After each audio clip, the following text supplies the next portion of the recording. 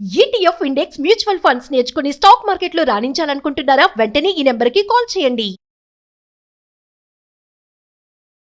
రమగారు, రకరకాల సిరీస్లు చెప్పేసుకుంటున్నాం, చిన్న చిన్న షార్ట్ స్టోరీస్ చెప్పేసుకుంటున్నాం.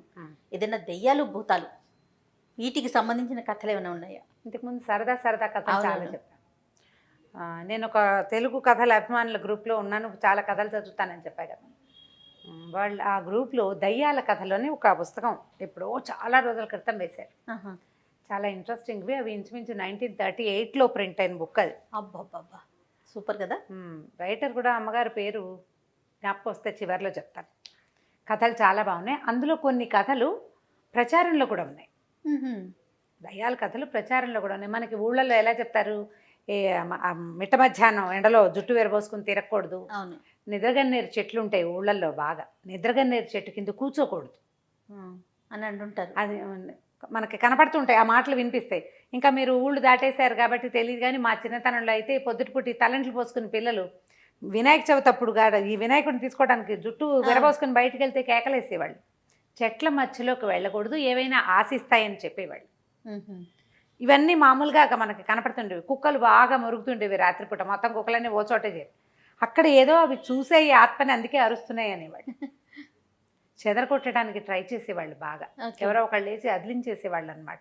మీరు విన్నారా రమ్మగారు, దెయ్యాలు ఉన్నాయి, దెయ్యాలు తిరుగుతున్నాయి అని ఇంట్లో మీరు భయపడిన సందర్భం ఉందా? భయాలు లేవు జయ, మాకు ఓకే, భయం లేదు. ఇప్పుడు ఎవరికి భయం వేస్తుంది? బలహీనమైన మనసు ఉన్న వాళ్ళకి, బలహీనమైన మనసు లేదా భగవంతుడి పట్ల విశ్వాసం లేని వాళ్ళకి. మనకి రెండూ లేవు, భయము లేదు, భయము లేదు, భగవంతుడి మీద అచంచలమైన విశ్వాసం ఉంది. దేవుడు ఉన్నాడు, ఖచ్చితంగా మనతో ఉంటాడు. మనం ఏం చేస్తామని ఎవరినైనా మనం చూస్తాం, ఎవరినైనా మన ఏం చేస్తారు? మనుషులంట్లనే భయం లేదు మనకి, దయ్యాలంటే భయం ఏమిటి? ఇప్పుడు చిన్నప్పుడు ఓ స్త్రీ రేపురా అని గుమ్మాల మీద రాసేవారు రమ్మగారు, అది గుర్తుంది నాకు. అవును, అలా కూడా జరిగేవి కొన్ని. అంటే ఆవిడెవరో వచ్చేస్తుందని, ఆ తర్వాత ఆ ఇంటి మీద రాస్తే అది చూసి వెళ్ళిపోతుందని. దయ్యాలకి చదవటం వచ్చాయని నవ్వుకునేవాళ్ళం మేము హై స్కూల్లో ఉన్నప్పుడు వచ్చినాయి. నువ్వేమో బాగా చిన్నపిల్లవు అప్పుడు. అది నిజంగా అది ఎందుకు రాస్తున్నారో ఏంటో తెలియదు, కానీ దయ్యం వస్తుంది, మనం అలా రాయాలి, అదొక్కటే తెలుసు. తర్వాత శ్రీరామ అని గుమ్మానికి ఒకవైపు ఏమో ఓ స్త్రీ రేపురా, ఇంకొక వైపు ఏమో శ్రీరామ అని రాసేవారు. ఏవో రకరకాలు కదా. అయితే ఈ పురాతన కాలంలో చెప్పే కథల్లో ఏంటంటే, కూచిపూడి భాగవతులు, తోలుబొమ్మల వాళ్ళు వేరే ఊళ్ళకి ప్రయాణాలు చేస్తూ ఉండేవాళ్ళు. అంటే ఒక మొత్తం అంతా ఒక 30 మంది 25 మంది అట్లా గ్రూప్ లాగా ఫామ్ అయ్యి, ఈ గ్రూప్ అంతా ఏంటంటే ఊరూరా ప్రదర్శనలు ఇస్తూ తిరగటం ఒక పద్ధతిగా ఉండేది. భాగవతులు వీధి భాగవతాలు అనేవాళ్ళు, భాగవతాలు అదే చెప్పేవాళ్ళు. పండగ రోజుల్లో అన్ని ఊళ్ళల్లో ప్రదర్శనలు ఇచ్చేవాళ్ళు. ఈ ఊరు నుంచి ఇవాళ అయిపోగానే తెల్లవారి బయలుదేరి వేరే ఊరికి వెళ్ళడం, సాయంకాలం ఆ ఊళ్ళో ప్రోగ్రామ్ పూర్తి చేసుకోవడం, మళ్ళీ మర్నాడు బయలుదేరటం. తోలుబొమ్మల వాళ్ళు నా చిన్నతనంలో కూడా నాకు తెలుసు. మా దగ్గర వినటమే కానీ నేనైతే చూడలేదు, బాగా కథలే తెలుసు నాకు. అయితే ఈ బొమ్మలాట ఒక ప్రత్యేకమైన పంథ. దానికి ఏం చేస్తారు, మనుషులు తెర వెనకాల నిలబడి తెర మీద బొమ్మ వెనకాల నుంచి బొమ్మ రూపం చూపిస్తారనమాట. పాటలు పాడతారు పక్క నుంచి. మనం తెర ముందు కూర్చుంటాం కదా, ఈ బొమ్మ కదులుతుంటుంది. ఆంజనేయ స్వామి ఆయన చెయ్యి ఎత్తాడు, కాలు ఎత్తాడు, తర్వాత ఏమో గద జల్పించాడు, లంకా దహనం చేశాడు, అవన్నీ మనకి వెనకాల నుంచి కదలికల్లో తెలుస్తుంటుంది, పాటల్లో పాడతారు. ఇందులో గాయకులు ఉంటారు, ఆర్టిస్టులు ఉంటారు, ఆ బొమ్మలు తయారు చేసేవాళ్ళు. తర్వాత ఆడించడానికి కొంచెం బలశాలుడైన వ్యక్తులు కావాలి. చిన్నపిల్లల గాత్రం పాడడానికి చిన్నపిల్లలను కూడా తయారు చేసుకునేవాళ్ళు. ఇట్లా ఒక 25-30 మంది గ్రూప్ ఉన్న ఒక బొమ్మలాట వాళ్ళు ప్రయాణం చేస్తున్నారు, ఇలాంటి గ్రూపు. అయితే ఆ ఊరు ఈ ఊరు ప్రదర్శనలు ఏవో అయినాయి. ఒకనాటి సాయంకాలం కొల్లేరు అంటే ఎక్కడ మన కొంగలు అవి ఉన్నాయి, కొల్లేరు సరస్సు. కొల్లేటి సరస్సు చుట్టుపక్కల ఏంటంటే కొంచెం ఎండాకాలం వస్తే కాస్త డ్రైగా ఉంటుంది, అక్కడక్కడ నీళ్లు ఉంటాయి, చిత్తడిగా ఉంటుంది, కానీ పూర్తిగా నీళ్లు ఉంటాయి. వీళ్ళు వెళ్ళేసరికి దానికి ఆ ప్రాంతంలోకి చేరారు వీళ్ళు. ఏమీ ఊళ్ళు గ్రామాలు దొరకలేదు వాళ్ళకి. ఏదో ఒక పక్క నుంచి పడి వస్తున్నారు. సరే ఏమనుకున్నారు, సాయంకాలం అయింది, చీకటి పడిపోతుంది, అంతా చిత్తడిగా నేలలు, తర్వాత మన జీబుగా చెట్లు, మనుషులు అస్సలు లేరు. మానవ సంచారం ఉన్న దారులు వేరేగా ఉంటాయి, మనుషులు తిరగని దారి వేరే. నడుస్తున్న గుర్తులు కొంత కనపడుతుంటాయి కదా, బళ్ళ గుర్తులు కనిపిస్తాయి. వీళ్ళు ఈ గుంపు అంతా నడుస్తున్నారు, పిల్లలు ఆకళ్ళని ఏడుస్తున్నారు. మరి చిన్న చంటి వెంటి పిల్లలు ఉంటారా, ఏడుస్తున్నారు. వీళ్ళు ఏం చేయాలి చూస్తున్నారు, ఆలోచిస్తున్నారు. వీళ్ళు ఉన్న జనాలందరికీ మెల్లిగా భయం వేయటం మొదలుపెట్టింది. చీకటి చాలా తొందరగా వచ్చేస్తుంది చెట్లు ఎక్కువ ఉంటే. వీళ్ళలో కాస్త ఓపిక మంతుడు బలవంతుడు ఒకడు చెట్టు ఎక్కి పైకి ఎక్కి చూస్తే దూరంగా ఓ మైల్ దూరంలో పెద్ద మహానగరంలాగా కనబడుతోంది. బోల్డ్ అని లైట్లు ఉన్నాయి. అప్పుడు లైట్లు అంటే విద్యుత్ దీపాలు కాదు కదా, ఇళ్లల్లో ఉండేవి లస్టర్లు, పెట్రోమాక్స్ లైట్లు లాంటివి దీపాలు. వీధిలో కూడా అక్కడక్కడ అంటే లైన్గా కనపడుతున్నాయి ఆముదపు దీపాలు. సరే దీపాలు ఉన్నాయి, ఏదో ఊరు కనిపిస్తుంది, కొంత సందడి కూడా వినపడుతోంది. కొంచెం మనుషులు తిరుగుతుంటే, గొడ్లు ఉంటే, మెళ్ళో గంటలు అవి మోగుతూ ఉంటాయి. ఏదో ఇక్కడ ఏదో ఉన్నది, మెల్లిగా కాస్త కాలు చాచి నడుచుకుంటూ వెళ్ళిపోతే ఊళ్ళో చేరిపోతాం అనుకున్నారు. గుంపంతా పోయారు ఊళ్ళోకి. వెళ్తే వరుసగా దారులు, చక్కగా ఏర్పరిచిన నగరంలాగా ఉంది, అది పట్టణంలా ఉందన్నమాట. అంటే ఏ సందుకు ఆ సందు కనపడుతుంది, అన్ని వేదఘోష వినపడుతున్న బ్రాహ్మణుల ఇల్లు, అదేదో అగ్రహారంలాగా ఉంది. సరే వెళ్ళేసరికల్లా కొంతమంది ఏమో బంగారపు ఉయ్యాలలు వేళ్లాడుతున్నాయి వాకిళ్లలో, భార్య పిల్లలు కూర్చుని ఉయ్యాలు ఊగుతున్నారు. పెంపుడు చిలకలు, కోళ్ళు లేవు, కోళ్ళు ఉంటే రైతులు ఉన్నట్టు, చిలకలు ఉంటే బ్రాహ్మణులు ఉన్నట్టు, ఏదో భాష నేర్పిస్తారు, రండి కూర్చోండి అంటుంటాయి. అవి రకరకాలుగా ఉన్నాయి. అక్కడక్కడ వంటల వాసనలు వస్తున్నాయి. ఆడవాళ్ళు కనిపిస్తున్నారు, మగవాళ్ళు చక్కగా చెవుల కుండలాలు, పంచలు, తర్వాత ఏమో ఆరేసున్న ధవతులు, బట్టలు కనిపిస్తుంటే మనకు తెలుస్తుంది కదా ఫలానా వాళ్ళు ఉన్నారు. వీళ్ళని చూసి అందరు పిలిచారు. ఆకళ్ళేసి నకనకలాడిపోతున్నారు వీళ్ళు. సరే భోజనం ఏర్పరిచారు. వీళ్ళందరికీ ఒకే ఇంట్లో కాకుండా ఓ 4 ఇళ్లలో మా ఇంటికి రండి అని చెప్పి ఏదో కాస్త వండుకోవడానికి కొంత సామాగ్రి ఇచ్చారు. కొంతమందికి వాళ్ళ ఇంట్లో ఉన్నదే పెట్టారు. శుభ్రంగా అందరూ తినేశారు. ఆత్మారాముడు శాంతించాక ఏముంది, సంగీతం పాడతారు ఇట్లాంటి వాళ్ళంతా. ఈ ఉన్నవాళ్ళు పెద్దవాళ్ళు ఏమన్నారంటే, బాబు ఏం ఆట కడతారు, ఏదైనా ఒక ఆట కట్టి తెల్లారం దాకా పడుకుని వెళ్ళిపోండి అన్నారు. తెల్లవార్లు ఆట కట్టే పద్ధతి కూడా ఉండేది అప్పట్లో. ఈ మన భాగవత సప్తాహాలు అవి చేస్తారు. భాగవత సప్తాహం అంటే 7 రోజుల పాటు భాగవత కథలు ఆడతారు. పొద్దు నుంచి అదే సాయంకాలం చీకటి పడిన దగ్గర నుంచి రాత్రి 8 నుంచి తెల్లవారి 4 గంటల దాకా తెల్లార్లు ఈ పద్ధతిలో నడుస్తుంది. సరే ఆట కట్టమన్నారు కదా, వీళ్ళలో వీళ్ళు కాస్త మాట్లాడుకున్నారు. ఏమనుకున్నారు, లంకా దహనం చేద్దాం అనుకున్నారు. సరే 1 గంటలో చకచక ఒక పందిరి లాంటిది ఏర్పరిచేశారు. బోలెడన్ని దీపాలు వెలిగించారు. వీళ్ళు కూడా తమకి సామాన్లన్నీ పెట్టుకోవాలి. అంటే లంకా దహనం చేయాలంటే ఏం చేయాలి, అశోకవనము, రాక్షసులు, సీతాదేవి, ఆంజనేయ స్వామి, మళ్ళీ ఆయన ముట్టించడానికి సాధనాలు అన్నీ తమ ఏర్పాటుకి ఎవరి స్టేజ్ డెకరేషన్ ప్రకారం వాళ్ళు చేసేసుకోవాలి కదా, సెట్ ప్రాపర్టీస్ పెట్టుకోవాలి. వీళ్ళన్నీ సెట్ చేసుకున్నారు. వాళ్ళు సరే అన్నీ ఏర్పరచుకుని చూస్తే వరుసగా వచ్చి కూర్చున్నారు. అందరూ బంగారు కుండలాలు, ఎర్రగా శాలువాలు, బ్రహ్మాండంగా విభూది పట్టీలు, ఒళ్ళంతా కూడా విభూది పట్టీలు ఉంటాయి. 12 పుండ్రాలు అంటారు, 12 పుండ్రాలు ధరించి చక్కగా ఉన్నారు. ఆడవాళ్ళు కూడా బ్రహ్మాండంగానే ఉన్నారు. అందరూ కాసిపోసి చీరలు, బోల్డ్ నగలు, ఎంత బాగుందో. సరే అక్కడి నుంచి ఓం అని ముందు గణపతి ప్రార్థన చేశారు. అక్కడి నుంచి ఆంజనేయ స్వామి ప్రార్థన చేయాలి, లంకా దహనం కదా. వీళ్ళు ప్రార్థన మొదలుపెట్టారు. మహోగ్ర రూపంతో పెద్ద ఆంజనేయ స్వామి బొమ్మ ప్రత్యక్షమైంది తెర మీద. ఆంజనేయ స్వామి రాగానే మొత్తం లైట్లన్నీ ఆరిపోయినాయి. ఇక్కడ కిందంతా దీపాలు పెట్టి కూర్చున్నారు కదా, దీపాలు కిమినాస్తి. వీళ్ళు తెల్లపోయారు, అయ్యో ఇదేమిటి మొత్తం దీపాలన్నీ ఓసారి ఆరిపోయినాయి, ఉండండి రా బొమ్మ దించండి అన్నారు. ఆంజనేయ స్వామి బొమ్మ దించేశారు. దించేయగానే దీపాలన్నీ వెలిగినాయి. అంతా సభ అంతా కనపడుతున్నారు మనుషులు. మళ్ళీ మొదలెట్టాలి. మళ్ళీ ఆంజనేయ స్వామిని తెరక్కిచ్చారు. ఎక్కించగానే దీపాలు ఆగిపోయినాయి. 2 సార్లు 3 సార్లు 4 సార్లు అయ్యాక వీళ్ళల్లో ఒకటికి డౌట్ వచ్చింది, ఏమిట్రా పోనీ దీపాలు ఆరిపోయినాయి, ఏమిటయ్యా అన్ని దీపాలు ఆరిపోయినాయి అంటుంటే ఎవడు సమాధానం చెప్పటల్లా. ఎవరైనా చెప్పాలి కదా, కనీసం బాబు కంగారు పడకండి ఇంటికి వెళ్ళి వెలిగిద్దాం, మొత్తం అని గాలి వచ్చింది ఏదో ఒకటి అనాలి. ఏమీ నో కామెంట్స్, ఎవ్వరూ మాట్లాడాల.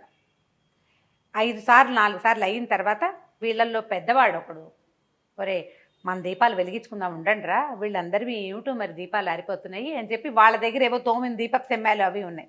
ఎక్కడ పెద్దగా దీపాలు అయిపోతే వాళ్ళు వెలిగించుకుంటారు. వీళ్ళు ఏం చేశారు, అగ్గిపెట్ట ముట్టించి వీళ్ళ దీపాలు వెలిగించారు. మళ్ళీ ఆంజనేయ స్వామిని తెరక్కిచ్చారు. ఎక్కించగానే ఈ సభలో ఉన్న దీపాలన్నీ అయిపోయినాయి, వీళ్ళ దీపాలు వెలుగుతున్నాయి. వీళ్ళే కదా వెలిగించుకున్నారు, ఇవి వెలుగుతున్నాయి, అవన్నీ ఆరిపోయినాయి. పద్యం పాడడానికైనా బొమ్మ కనపడాలి, స్వామి కనపడకుండా పాటలు పాడకూడదు. సరే పెద్దవాళ్ళల్లో ఒకడు ఏమన్నాడు, ఉండండి నేను బయటికి వెళ్ళి చూసేస్తాను. తెర తొలగించి బయటికి వెళ్ళాడు. తెర పక్క నుంచి వెళ్తాడనమాట, తొలగించలేరు, అది మొత్తం ఏకంగా ఇట్లా స్క్రీన్ లాగా ఉంటుంది. అటు నుంచి వెళ్ళేసరికల్లా ఆ సభలో ఉన్న వాళ్ళంతా దీపం ఇట్లా చేత్తో పుచ్చుకుని వెళ్ళేసరికి చక్కగా అంత దాకా 12 పుండ్రాలు, కుండలాలు, కంబళాలు ధరించి బ్రహ్మాండంగా కూర్చున్న వాళ్ళంతా నాలికలు బయటకు వచ్చి పక్క నుంచి కూరలు, మిడిగుడ్లు ఇట్లా ఉన్నారు దూకేలాగా. ఉనికిపోయాడు, ఏం చెయ్యాలో తెలియలేదు. దీపం దించితే ఏం కనపట్లా, బాగానే ఉంది, భయమే. ఇట్లా దీపం పెట్టి ఇట్లా చూడబోయేసరికల్లా ఉణుకొచ్చేస్తుంది. సరే ఏం చేశాడు, దీపాన్ని దించేసి చూసి చూడనట్టుగా తనకు తెలియనట్టుగా చిన్నపిల్లాడు అనుకో అరిచి కేకలు పెట్టి గల్లం చేసాడు. ఆయన ఇలాంటివి ఎన్ని చూశాడు. మెల్లిగా వెనక్కి వెళ్ళాడు. ఒరే ఇది లాభం లేదురా నాయన, తెల్లవారేదాకా స్వామిని దించొద్దు, పాట ఆపద్దు. ఆంజనేయ స్వామిని ఎక్కించడం, ఓ పాట పాడుకోవటం. వీళ్ళు స్వామిని ఎక్కించగానే అక్కడ దీపాలు ఆరిపోతాయి. వీళ్ళు దించేస్తారు, మళ్ళీ ఇంకోసారి ఎక్కిస్తారు. తెల్లవారేదాకా అంటే తూర్పు తెల్లబడ్డం ఎక్కడి దాకా జరుగుతుంది, 3:30 దాకా వేగు చుక్క పొడుస్తుంది. 3:30కి 3:30 అవగానే వేకుజామ వస్తుంది కదా, అప్పటిదాకా పాడి పాడి పాడి వంతుల వారీగా ఒకే పాట. ఓన్లీ ఆంజనేయ స్వామి, ఇక వేరే పాట లేదు, వేరే బొమ్మ లేదు. పాడేసి తెల్లారి చూస్తే తెల్లవారిపోయింది. కొంచెం 4:15 4:20 అయ్యేసరికి వెలుగు వచ్చేస్తుంది. ఏమీ లేదు అక్కడ, పందిరి లేదు, ఊరు లేదు, ఇల్లు లేదు, వాకిల్ లేదు. వాళ్ళు ఎక్కడ వాళ్ళు నడుచుకుంటూ మొదట వచ్చారో అదే చిత్తడి నెలలో బంజరు బయలు. వీళ్ళు ఉన్నది కొంచెం నీళ్లు లేవు, వీళ్ళు ఎక్కడ కూర్చున్నారో అక్కడ చుట్టూతా అంతా నీళ్లు ఉన్నాయి. ఆ కొల్లేట్లో ఉన్నారు వీళ్ళు. బతుకు జీవుడా అని తట్టా బుట్టా సర్దుకుని పరుగో నాయన ఇలా చీకటి వేళ ఏ ఊళ్ళల్లోకి వెళ్ళకూడదు, ఇలాంటిది ఏదో అక్కడ బోల్డ్ అని శ్మశానం అయ్యి ఉంటుంది బహుశా. చాలా దహనాలు జరిగి ఉంటాయి అక్కడ. ఎంతమంది ఉన్నారో వాళ్ళంతా కనపడ్డారు వీళ్ళకి. పిల్ల జల్లా వచ్చేసారు, బ్యాగులు పుచ్చుకుని వెనక్కి వచ్చేసారు. ఇలాంటివి ఎన్ని కథలు చిన్నప్పుడు వినేవాళ్ళమో. వెళ్తే కనపడుతుంది ఇట్లా ఆంజనేయ స్వామి పాట మొదలు పెట్టంగానే వీళ్ళు మాయమైపోతారు ఆయన కనిపించేసరికి. మామూలుగా చెప్తాం కదా మనకు ఆంజనేయ స్వామి కనిపిస్తే భయపడతాయి భూత ప్రేతాలని. మన ఇళ్ల మీద శ్రీరామ రాయడానికి కారణం కూడా అదే. ఎక్కడ శ్రీరామనామం ఉంటుందో అక్కడ ఆంజనేయ స్వామి ఉంటాడు. ఇప్పటికీ కూడా మనం ఏదైనా పిల్లలు కొంచెం భయపడుతున్నా, భయంకరమైన సినిమాలు చూసినా కూడా వెంటనే చెప్తాం శ్రీరామ అనుకో, లేకపోతే ఆంజనేయ స్తోత్రం చదువుకో, ఆయన్ని తలుచుకో అని. వాళ్ళకి అది ఒక ధైర్యంగా అనిపిస్తుంది కదా రమ్మగారు పిల్లలకి. అది అలవాటు చేయాలి మనం. అలాంటిది ఒక శ్లోకాలు కూడా చెప్పారు మీరు, ట్రై చేయాలి. నేర్పిస్తే అదే ధైర్యం వస్తుంది ఆటోమేటిక్గా. ఇంకా దయ్యాలు ఉన్నాయా, నిజంగానే ఉన్నాయా, ఈ రోజుల్లో ఉన్నాయా, ఇలాంటి ప్రశ్నలు అంటే మనం ఇంకేం చెప్పలేకపోతే. ప్రశ్నలు వేయకండి, ఓన్లీ కథ వినండి అంతే. కథని కథలాగా తీసుకుంటే సూపర్. ఇప్పుడు ఇలాంటి అనుభవాలు చాలా మందికి ఉంటాయి జయ, ఒప్పుకోరు అంతే పబ్లిక్లో. అయి ఉండొచ్చు బహుశా. మేము వెళ్తుంటే అక్కడ ఏదో కనిపించిందని, ఏదో చూసామను, ఏదో వేగ్గా ఒక షేప్ కనిపించిందని, ఇలాంటి మీరు అన్నట్లుగా చాలా వింటూ ఉంటాం మనం. ఉంటాయి, మన తాతలు నాయనమ్మలు చూసిన వాళ్ళు కూడా ఉంటారు. మనం ఒప్పుకోమంతే. ఇది ఒక కథ వినండి. 38లో ప్రింట్ అయింది. స్థానాపతి రుక్మిణమ్మ గారు ఆవిడ రాసిన కథలు అనమాట. ఇది వరకు అంటే ఇప్పుడు ఈ మధ్యకాలంలో ఇలాంటివి వినలేదు జయ. ఇది వరకు అంటే బాగా నేను బాగా చిన్నపిల్లప్పుడు ఎవరికో దయ్యం పట్టిందని వదిలించారని అలాంటి కథలు వినేవాళ్ళం. ఇప్పుడు జరుగుతున్నాయా ఈ కాలంలో ఉందా అంటే ఏమో. 37 అంటే మనకి దాదాపుగా ఇంచుమించుగా ఒక 80 సంవత్సరాల నాటి సంగతి కదా. 80 ఇంకా అటు ఇటుగా 85 సంవత్సరాలు, చాలా బాగా పాతది. అయితే అప్పట్లో మరి ఇది జరిగిన కథే అయ్యి ఉంటుంది. ఎందుకంటే మా చుట్టాల్లో కూడా నేను ఇలాంటిది ఒక కథ విన్నా, బాగుంటుంది, నాకు నచ్చిందనమాట. దాంతోపాటు ఇంకొక విషయం ఏం చెప్పాలంటే, విశ్వనాథ్ సత్యనారాయణ గారిది ఒక పుస్తకం ఉంది, భలే ఉంటుంది. పుస్తకం పేరు మర్చిపోయాను, నాకు అసలు జ్ఞాపకం రావట్లేదు, ఇందాక నుంచి ఆలోచిస్తున్నాను. అందులో ఏంటంటే ఒక కుర్రాడికి ఇలా ఒక ఆత్మ అతన్ని ఆవహిస్తుంది అనమాట. అతను తేడాగా ప్రవర్తిస్తాడు, ఎక్కడికో వెళ్ళిపోతాడు. ఆ ఆత్మ అతన్ని ఎక్కడికో తీసుకెళ్ళిందని. చాలా బాగుంటుంది కథ. ఆ కథని ఒకళ్ళు ఇంకొకళ్ళకి అంటే తన కొలీగ్స్కి ఒక ఆయన చెప్తారనమాట. బాణామతి అలాంటిది ఏదో పేరు, అలాగే గుర్తుంది అటు ఇటుగా. ఎంత బాగుంటుందో కథ, నడక బాగుంటుంది. విశ్వనాథ సత్యనారాయణ గారిది చదవటం అలవాటైన వాళ్ళు హాయిగా చదివేస్తారు, లేని వాళ్ళు కొంచెం బాగా కాస్త టఫ్గా ఉంటుంది, కానీ కొంచెం పర్వాలేదు. భాష మరీ పురాతన భాషగా ఉండదు, చాలా బాగుంటుంది. అలాగా ఇది కూడా అట్లా అనిపిస్తుంది అనమాట ఈ కథ. ఇందులో ఏంటంటే ఈ కథ పుస్తకంలో చదివిన నడక వేరు, నేను చెప్పే నడక కొంత వేరుగా ఉంటుంది. పుస్తకంలో కథ ఎట్లా స్టార్ట్ చేస్తారంటే, ఒక అత్త కోడలు వాకిట్లో ఒక ఆయన ఎవరో భవతి భిక్షాందేహి అంటున్నాడు. ఈ అమ్మాయి అత్తయ్య వాడెవరో బిచ్చగాడు, ఆయన పోవటం లేదంటుంది. ఆవిడ పోతాడులేమ్మా అంటుంది అత్తగారు. వాడు వెళ్ళటం లేదు, ఎవరైనా వేసేవాళ్ళు ఎవరన్నారంటే అబ్బాయి వచ్చాక వేస్తాడంటుంది ఆవిడ. పంపించేయమంటుంది కోడలు. రోజు వేస్తున్నాం కాబోలు, అందుకే రోజు నువ్వే వేస్తున్నావంటే రోజు నేను ఇట్లా వచ్చి వాళ్ళ ఇంట్లో పని మనిషి ఉంది, పని మనిషితోటి వేయిస్తుంది. ఎవరో మామూలు వాడు అనుకున్నా, ఆయన పోవటం లేదు, వాకిట్లో నిలబడి ఉన్నాడు. తలనొప్పి వస్తుంది, నాకు వికారం వస్తుంది, ఆ గొంతు వింటే నాకు బాగుండలేదు అంటుంది. ఆ కోడలంటే మహాముద్దు అత్తగారికి, బహు అందగత్తె ఆ అమ్మాయి, చాలా బుద్ధిమంతురాలు కూడాను. పిల్లాడున్నాడు, పిల్లాడి తల్లి. పిల్ల తల్లివి నీకు అట్లా వికారాలు చికాకులు వస్తాయమ్మా, నువ్వు రెస్ట్ తీసుకో, నువ్వు వెళ్ళబోక నీ దారి నువ్వు పడుకో అంటుంది అత్తగారు. ఈ కోడలేమో ఆయన్ని తరిమేయాలంటూ అనుకుంటుంది. ఎంత నడుస్తుందో 2-3 పేజీలు ఇలాగే నడుస్తుంది. అక్కడి నుంచి ఈవిడ వెళ్ళి నాయన మడిగట్టుకున్నాను, ఇంట్లో ఎవరు లేరు, నువ్వు వెళ్ళి నాయన అంటుంది. కోడలు ఉంది కదా వేయమనమ్మా అంటాడు. ఇంట్లో కోడలు ఉంది కదా వేయమంటాడు. వేయమంటే ఆవిడ మా కోడలు చేయి ఊరుకోలేదంటుంది. ఆవిడ చేయి ఊరుకోలేదు, ఏదో పనిలో ఉందంటుంది. ఈయన ఏం చేస్తాడు, ఆ ఇంటి ఆయన్ని పట్టుకుంటాడు. ఆ వచ్చిన యోగి, భిక్ష తీసుకోవడానికి వచ్చిన ఆయన పట్టుకుని ఆయన వెంట తీసుకొస్తాడు. ఈ లోపల వాళ్ళ అబ్బాయి వచ్చాడనమాట. ఈవిడ చెప్తుండగా అబ్బాయి వచ్చాడు. ఈయనకి గుప్పెడు బియ్యం వేయించుకుని తనతో రమ్మని తీసుకొచ్చాడు. తీసుకొస్తే ఎందుకు నన్ను తీసుకెళ్తున్నావు నువ్వంటే, రా నీతో మాట్లాడే పని ఉందని చెప్పి బాగా ఆ ఇంటికి ఎంతో దూరంగా తీసుకెళ్ళాడు. తీసుకెళ్ళి ఆయన అడిగాడు, ఏమయ్యా నీ భార్యతో నీకంతా సౌకర్యంగా ఉందంటే ఉందంటాడు. భార్యను విడిచిపెట్టి ఉండగలవా అంటే అస్సలు ఊహ కూడా నా వల్ల కాదంటే అంటాడు. భార్యను విడిచి ఉండలేడు అతను. ఎన్నాళ్ళయింది పెళ్ళి అంటే 10 సంవత్సరాలు అయింది. పిల్లలు, ఒక పిల్లవాడు ఉన్నాడు. భార్యను విడిచి ఉండలేడు, చాలా అనురూపమైంది. మీ ఆవిడలో ఏదైనా తేడా ఉందని నీకు అనిపిస్తోందా అని అడుగుతాడు. ఏమీ లేదంటాడు. నేను మళ్ళీ మళ్ళీ ప్రశ్నిస్తాడు. ప్రశ్నిస్తే అందరితో కలిసి తింటుందా, అన్ని పనులు చేస్తుంటే పనంతా బాగా చేస్తుంది, మా అమ్మతో బాగా ఉంటుంది, నాతో బాగా ఉంటుంది, పిల్లాన్ని బాగా చూసుకుంటుంది. ఏవో ఉన్నాయి చిన్న చిన్నవి, ఏవైనా ఆ సంగతులు ఈ సంగతులు వింటే మత్తెప్పి పడిపోతుంది, మా ఆవిడ భయపడిపోతుంది. భోజనం తింటుందా అంటే తింటుంది, ఎందుకు తింటూ శుభ్రంగా తింటుంది అని ఆలోచించి ఏం చెప్తాడంటే, అంటే అందరం తిన్నాక తను విడిగా తింటుంది, విడిగా తింటుంది, మళ్ళీ గది తలిపేసుకుంటుంది. అదొక 10 ఏళ్ళ నుంచి అదొక నియమం ఆవిడకి. సరే ఎవరి నియమం వాళ్ళకు ఉంచాలి చూడు. పిల్ల బుద్ధిమంత్రాలు, ఎవరు కనపడకుండా తింటాను, నలుగురు ముందు తింటే నాకు సహించదు, నలుగురు చూస్తుంటే నాకు సహించదు అంటుంది. నలుగురిలో ఏనాడు తినదు, తలిపేసుకుని తింటుంది. చుట్టాలు వచ్చినా అంతే. అనేసరికల్లా ఈయన ఏం చెప్పాడంటే, నాయన ఓ పంచి, నీకు మొలకి ఒకటి కట్టాడు తాయెత్తు. మీ రాత్రి ఇప్పుడు రేపు మీ ఆవిడ తలుపేసుకుని ఏం తింటుందో చూడు, తర్వాత చెప్దువు కానీ నాకు అన్నాడు. ఇతని కొద్దిగా శంక మొదలైంది.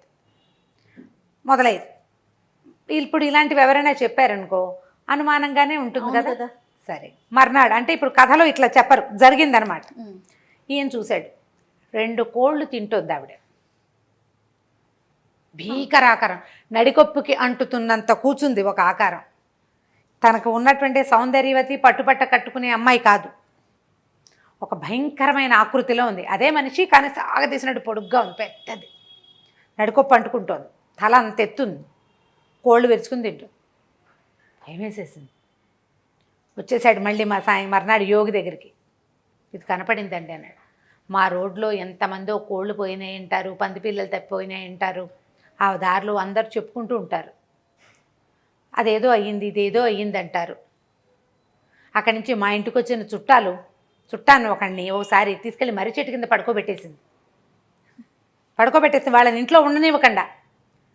ఈవిడే అని వాళ్ళకి తెలీదు, అదే అసలు అనుమానమే లేదు. ఎప్పుడూ తలపేసుకునే తింటుంది. ఏవైనా ఇట్లా అవి వాళ్ళవి పోయినాయి వీళ్ళవి పోయినాయి గలభాగా మాట్లాడుకుంటే తలకాయ తిరిగి పడిపోతుంది.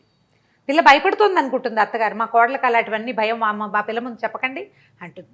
పిల్ల బహుముద్దుగా ఉంటుంది. అప్పుడు ఈయన ఏం చెప్పాడంటే, నాయన ఇది మామూలుది కాదు, అనంతమైన శక్తి, చాలా పెద్దది, మీ ఇంట్లో నుంచి బయటికి తీయటమే కష్టం. సరే అని నేను చెప్పినవి ఏర్పరచుకో నువ్వు అన్నాడు. 3 తాయెత్తులు, వాకిలి గుమ్మానికి ఒకటి, దొడ్డి గుమ్మానికి ఒకటి, తర్వాత నడికప్పుకు ఒకటి, ఈ 3 తాయెత్తులు కట్టు.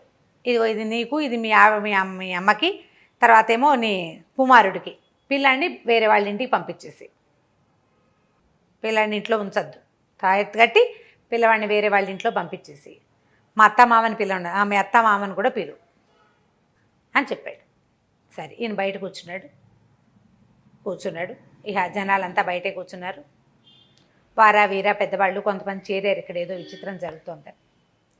ఇక లోపల నుంచి అరుపులు, చంపేస్తాను పొడిచేస్తానని ఎంతంత కేకలో. అక్కడి నుంచి కేకలు అణిగినాయి. ఇతను ఏదో మంత్రం చదువుకుంటున్నాడు అనమాట. కేకలు అణిగినాయి. కేకలు అయిన తర్వాత ఏడుపు. అత్తగారు అయ్యో పిల్ల ఏడ్చేస్తోందని అత్తగారు ఏడుస్తుంది. కోడలంటే అంత ముద్దు. మరి వాళ్ళ అమ్మా నాన్న వచ్చారు, కూతురు ఏడుస్తోంది తెలుస్తోంది, వాళ్ళు ఫీల్ అవుతున్నారు. లోపలికి వెళ్తా ఉంటారు. ఇక్కడే కూర్చోండి, ఏం జరుగుతుందో చూడండి అన్నాడు. సరే ఊళ్ళో కొంతమందికి ఈవిడ చాలా సౌందర్యవతి, అది వ్యవహారం తెలుసు, బాగుంటుంది, చక్కగా బుద్ధిగా ఉంటుంది. భర్త అసలు ఆ అమ్మాయిని వదిలిపెట్టాడు, చాలా ప్రేమగా ఉంటాడు, చక్కగా పిల్లాడు కూడా కలిగాడు. అన్నీ బాగానే ఉన్నాయి. అదేదో విచిత్రమో విశేషమో ఎవరికీ తెలియదు. కాకపోతే ఏవో జరుగుతాయి, ఊళ్ళో అందరిళ్లలో జరిగేవి అంతే, అంతకంటే ఏం లేదు. కోళ్ళు కొక్కిరాయిలు మాయమైపోతుంటాయి, పంది పిల్లలు మాయమైపోతుంటాయి. వీళ్ళదేనని వాళ్ళకి తెలియదు, ఏవో పోయినాయి, ఎలాగో ఏదో ఎన్నెమెత్తుకుపోయింది చెప్పుకుంటారు. సరే, ఇంకా పునశ్చరణ సాగుతుంది. అక్కడి నుంచి లోపల నుంచి బొబ్బలు, అరుపులు, సింహనాదాలు, పెద్ద పెద్ద కేకలు, ఇంకా మోత దద్దరిల్లిపోతుంది అరుపులకి. ఇవి ఇదంతా మోత. ఈయన పునశ్చరణ మాన్ల. ఇంకా సేపటికి డబేల్మని తెరుచుకున్నాయి తలుపులు. లోపల నుంచి ఆవిడ నడిచి వచ్చింది బయటికి. పెద్ద చీర, మొత్తం పొడుగ్గా వేళ్లాడేసిన జుట్టు జడముడి విడిపోయింది.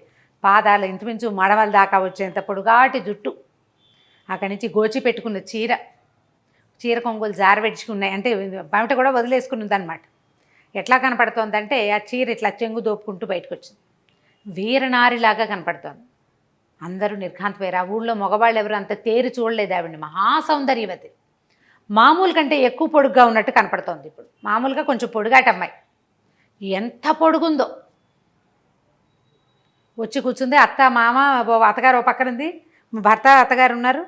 అక్కడి నుంచి ఈ పక్కన తల్లిదండ్రి ఉన్నారు. వాళ్ళకేసి చూడను కూడా లేదు. చెయ్యమని వచ్చి ఈయన ఒక ముగ్గు లాంటిది వేసాడు. ముగ్గులో వచ్చి కూర్చునేసింది మాట్లాడకుండా. అక్కడి నుంచి ఈయన అడిగాడు, నువ్వెవరివి, ఎక్కడి నుంచి వచ్చావు, ఎప్పటి నుంచి ఇక్కడ ఉన్నావు నువ్వు అంటే, నేను ఒక జమీందారుల బిడ్డని, నన్ను ఒక జమీందారికే ఇచ్చారు నాకు బాగా వయసు వచ్చాక. ఆ జమీందారికి చాలామంది పెళ్ళాలు ఉన్నారు. ఇంకా ఆయన దగ్గరున్న ఇతరత్ర భోగం వాళ్ళు రకరకాల చాలా జాతులు ఉన్నాయి ఆయన దగ్గర. కానీ ఆయనకి నాకు సరిపడలా. మా నాన్న బోడు సిబ్బందిని ఇచ్చాడు, ఆస్తి ఇచ్చాడు, ఏదో పడలేదు వీళ్ళకి వాళ్ళకి. అయితే ఆయన ఏం చేశాడు, ఒకసారి నా దగ్గరకు వచ్చాడు, మామూలుగా రాణుల దగ్గరకు వచ్చేలాగా. కానీ ఆయనకి నాకు సరిపోలేదు. నేను ఆయనతో ఇదే లేకపోయాను. అంటే నేను ఒకవేళ ఆయనకి నేను ఏమైనా పరిచయం చేసినా నా మొహం ఆయనకు నచ్చలేదు. అంటే బహుశా అందగత్తె కాదు ఆవిడ మొహం గిట్టలేదు ఆయనకి. మొహం మనిషి జమీందారుల అమ్మాయి, రాజుల అమ్మాయి అయినప్పటికీ ఆవిడ అందగత్తె కాదు. ఆయనకి సౌందర్యవతులతో ఉండే అలవాటు ఉంది. పెళ్ళాలు కూడా భార్యలు చాలామంది ఉన్నారు. అప్పటి కాలం కదా అది. అక్కడి నుంచి తర్వాత సిబ్బందిని మార్చేశారు, మా వాళ్ళందరినీ పంపేశారు. వాళ్ళే వచ్చారు, అందరూ సైనికులు. తండ్రి చాలా ఆస్తి ఇచ్చాడు ఈవిడికి. ఆస్తి అంతా రాజుగారు హడపాయించేశాడు. అందుకు చేసుకున్నాడు ఈ పిల్లని. కానీ ఈ పిల్ల ఎప్పుడైనా ఆడపిల్లలకి అనాకారో సనాకారో భర్త కాపురం సంతానం ఉంటే జీవన సాఫల్యం లభిస్తుంది. లేకపోతే ఏముంది, అంతేగా. అనాకార అయితే మాత్రం ఆమెకి భర్తతో ఉండాలని, సరదాగా సంతోషంగా ఉండాలని ఉంటుంది కదా. ఆ స్త్రీ సహజమైన వాంఛలేవి ఆయన పడనివ్వలేదు ఆవిడికి.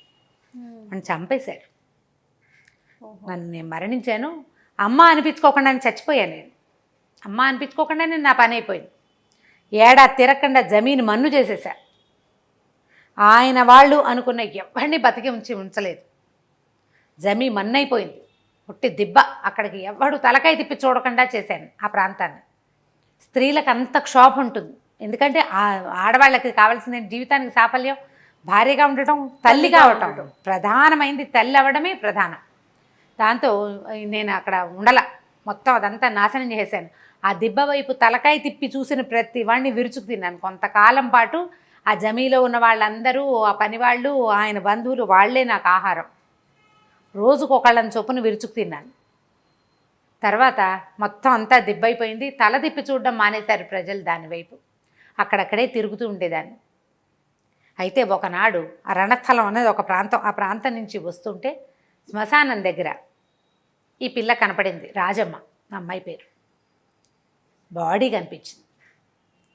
ఇంకా నాకు లోపల జీవితేచ్ఛ 1% ఉంది. ఏమిటి? సంతానం మీద వ్యామోహం, స్త్రీ సహజమైన మాతృత్వపు వాంఛ. దానికోసం ఆ చనిపోయిన పిల్లలో ప్రవేశించాను. పిల్ల సౌందర్యము, అది ఆడపిల్ల అవటము, అది నన్ను ఆకర్షించింది అనేసరికలు తల్లి తండ్రి ఒప్పుకున్నారు. ఈ రాజమ్మ అనబడి ఇప్పుడు కనపడుతున్న ఆవిడ 9వ ఏటో 10వ ఏటో మరణించింది. చనిపోయిన పిల్లని వాళ్ళు మరుభూమికి తీసుకెళ్లారు. అక్కడ బతికింది పిల్ల. ఒక్కొక్కసారి మనం ఏంటో దింపుడు కళ్ళెం ఆశ అంటారు. అవునవును. అది శ్మశానంలో బతికింది పిల్ల. ఆ అమ్మాయిలో ప్రవేశించాను. ఆ రోజు నుంచి ఎవరికి కనపడకుండా తింటూనే ఉంది. తీసుకొచ్చారు, పెళ్లి చేశారు, కాపురానికి పంపించారు. పిల్ల చచ్చి బతికింది. మామూలుగా మనం వాడేస్తాం, చచ్చి బతికారు అని ఒక పదం. చనిపోయిన పిల్ల బతికింది. ఆ రోజు నుంచి ఈ రోజు దాకా నేను ఇక్కడే ఉన్నా. చుట్టాలు వస్తే ఇష్టం ఉండదు, వాళ్ళకి తెలిసిపోతుంది. భర్తతో సంతోషంగా ఉన్న ఈ అమ్మాయి సౌందర్యవతి అవ్వటం, చాలా పనిమంతురాలు అవటంతో అత్తగారు మంచి ఆదరణ, జీవితంలో ముందు జీవితంలో ఆవిడ పొందలేని ఆదరణ అంతా ఇక్కడ లభించింది. పిల్లవాడు రాజు అవుతాడు, జమీందారీ వస్తుంది వాడికి రేపొద్దున. ఈ పిల్లాడు బాగానే ఉంటాడని ఇక భర్త వెక్కి వెక్కి ఏడుపు. ఈ అమ్మాయిని వదిలేయటం అంటే ఆ అమ్మాయి కూడా వెళ్ళిపోవటమే. ఎందుకంటే అది మనిషి ఉన్నది కాదు, అందులో జీవం ఉన్నది కాదు కదా శరీరం. ఈ ఆత్మ బయటికి వెళ్ళిపోతే మొత్తానికి వెళ్ళిపోతుంది. అమ్మా నాన్న తెగేడ్చారు. ఆ మహాసౌందర్యవతి ఊళ్ళోంచి వెళ్ళిపోతుందని ఊరి జనం కూడా ఏడ్చారు. పైగా అసలు ఆ ఊళ్ళో అందరికీ కూడా అమ్మాయి చాలా బుద్ధిమంతురాలు. ఆ యోగి ఏం చేశాడంటే బడుగ్గా ఉందిగా జడ, జుట్టు వెనక్కి వచ్చి జడేసాడు, మొత్తం అల్లేడు మొత్తం జడంతా. అప్పుడు మంత్రం ఆవాహన చేసి ఆమె ఆత్మని ఆ జటలోకి రప్పించాడు, జడ కత్తిరించేసాడు. మరికి చేసేదేముంది? అమ్మాయి పడిపోయింది, దీన్ని తీసుకెళ్ళి పట్టుబట్టలో చుట్టి సముద్రంలో పడేయండి అని చెప్పి ఇచ్చేసాడు. ఏం చేస్తాము, ఇంతే, ఇక ఇది లాభం లేదు అని వీళ్ళంతా లబోదిబొమ్మని ఏడ్చారు. ఆ అమ్మాయి భౌతిక కాయానికి తర్వాత క్రియలు చేసుకున్నారు. పూర్వం ఏం చెప్పేవాళ్ళంటే దింపుడు కళ్ళం అని శ్మశానంలో కాకుండా వెళ్ళే దారిలో మధ్యలో ఒక చోట దింపేవాళ్ళు. అవునండి. అక్కడికి వెళ్ళాకైతే అక్కడ ఏదైనా జరగచ్చు, ఇట్లాంటివి జరుగుతాయి అనేవాళ్ళు. నా తర్వాత చెట్ల కింద పడుకోకూడదు, అవన్నీ చాలా సిద్ధాంతాలు ఉండేవి. ఇప్పుడు మన ప్రపంచం మారిపోయింది, ప్రపంచం అంతా మారిపోలా, అన్నీ మారిపోయినాయి. వాటితో పాటు ఇవన్నీ కూడా మారినాయి. సిద్ధాంతాలు ఉన్నాయా లేదా, ఆత్మలు ఉన్నాయా లేదంటే మనం ఉన్నట్టే ఆత్మలు ఏవో గాల్లో తిరుగుతూనే ఉంటాయి. మీద ఎక్కేస్తాయా, ఉంటాయా, ఉండవా అంటే ఏదో ఒక బలహీనమైన క్షణాల్లో మనసులు చాలా వీక్గా ఉన్నప్పుడు ఏదైనా ఒక పవర్ మనలోకి ప్రవేశించేందుకు 1% అవకాశం ఇప్పటికీ ఉంది, జరుగుతాయి అట్లా. కాకపోతే మనం తెలుసుకోలేకపోతాం. ఇప్పుడు దేవుడు ఉంటే ఇది కూడా ఉన్నట్టే, ఆ పవర్కి దానికి లొంగకూడదు మనం. దానికి భగవదావేశానికి లొంగినట్టుగా ఇట్లా మన చుట్టూతా ఉండే తాలూకు ఆత్మల యొక్క వాటికి ప్రలోభాలకి లొంగకుండా ఉండాలి. దానికోసమని మన వాళ్ళు ఏం చెప్తారు, ఎప్పుడు పవిత్రంగా ఉండండి, శుభ్రంగా ఉండండి, బొట్టు కాటిగా పెట్టుకోండి, జుట్లు విరబోసుకుని చెవులకి వాటికి ఏమీ లేకుండా అలా బోసిగా ఉండబోకండి, అవన్నీ చెప్పేది. ఎందుకంటే ఇవన్నీ అలాంటివి ఉన్నప్పుడు ఇవి తొందరగా మన మీదకి వస్తాయి అనేవాళ్ళు పాత రోజుల్లో. ఇప్పుడు ఏం సిద్ధాంతం, జుట్టు విరబోసుకోవడమే మన పద్ధతి, బొట్టు కాటిగా లేకపోవడమే మన పద్ధతి, మెడకొద్దు, చేతికొద్దు, చెవికొద్దు, ఏమీ లేకుండా బోసిగా ఉండటం. మనకి ఇండియన్స్కి ప్రధానమైనది ఏంటి, బొట్టే కదా మన గుర్తు. కనీసం ఎర్రటి బొట్టు, కుంకుమ లాంటివి ధరించడం. దేవతార్చన మామూలు సన్నబొట్టు పైన పెట్టుకుంటాం, దేవుడు కుంకుమ ఒకటి పెట్టుకోవటం. దానివల్ల వీటి నుంచి మనం రక్షించబడతాం అనుకుంటాం. వీటిని పక్కకు పెడితే ఇది ప్రధానంగా ఒక కథ. మనం ఇది జనరల్ మ్యాటర్ చెప్పుకుంటున్నాం, కానీ ఈ కథలో ఉన్న ఇదేంటంటే అసలు ఆ బుక్ చదవాలి. బుక్ చదివితే భలే ఇంట్రెస్టింగ్గా అనిపిస్తుంది. సంభాషణగా ఏమీ ఉండదు, నేను చెప్పాను ఇట్లా సంభాషణగా, అలా ఉండదు. చదువుతుంటే మనకి లోపల అర్థమవుతూ ఉంటుంది అనమాట. భలే ఇంట్రెస్టింగ్గా ఉంటాయి. ఒక 2-3 కథలు, ఒక ఆవిడైతే అడిగారు కూడా, ఈ కథలు మీరు చెప్తే వినాలనుంది అని. ఇది బాగా కుదిరిందో లేదో మరి, మంచి కథ, చాలా బాగుంది రమ్మగారు, చాలా ఇంట్రెస్టింగ్గా ఉంది. చదివిన వాళ్ళకి ఇంట్రెస్టింగ్గా అనిపించాలి. ఓకే రైట్ రమ్మగారు, నమస్తే. నమస్తే అజయ్.